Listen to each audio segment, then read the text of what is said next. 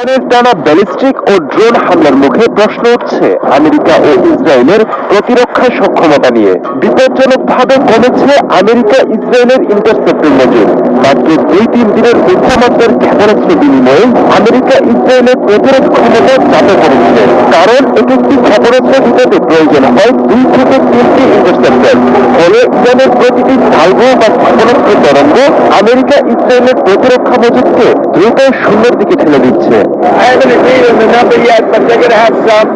America ইসরায়েলের প্রতিরক্ষার মূল ভরসা থার্ড বা প্যাট্রিয়ট। 2025 সালের জুনে 12 দিনের যুদ্ধে আমেরিকা প্রায় 150টি থার্ড ইন্টারসেপ্টর নিক্ষেপ করেছে, যার প্রত্যেকটির মূল্য ছিল প্রায় $15 মিলিয়ন। বর্তমান সময়ে ইরানের মিসাইলের আঘাত ঠেকাতে এই ধরনের ইন্টারসেপ্টর ব্যবহার করছে আমেরিকা ইসরায়েল। প্রশ্ন হচ্ছে, ইন্টারসেপ্টরের ব্যবহার এই গতিতে চললে মজুদ কতদিন টিকবে? প্রতিরক্ষা বিশ্লেষকদের মতে উচ্চমাত্রার হামলা অব্যাহত থাকলে কয়েকদিনের মধ্যেই অপারেশনাল স্টক উল্লেখযোগ্যভাবে কমে যাবে। উৎপাদন বাড়াতে সময় লাগবে মাসের পর মাস। এই সুযোগেই আমেরিকা ইসরায়েলকে তছনছ করে দেবে ইরান।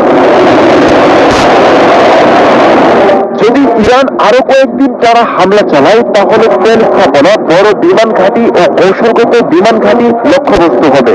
সব লক্ষ্য রক্ষা করা সম্ভব হবে না আমেরিকা ইসরায়েলের। ঝুঁকি বাড়বে নগর এলাকায়। প্রতিদিনের প্রতিরক্ষা ব্যয় পৌঁছাবে শত শত মিলিয়ন ডলারে। এই পরিস্থিতি দীর্ঘস্থায়ী হলে এটি প্রযুক্তির লড়াই নয়, বরং সহনশীলতার লড়াইয়ে পরিণত হবে।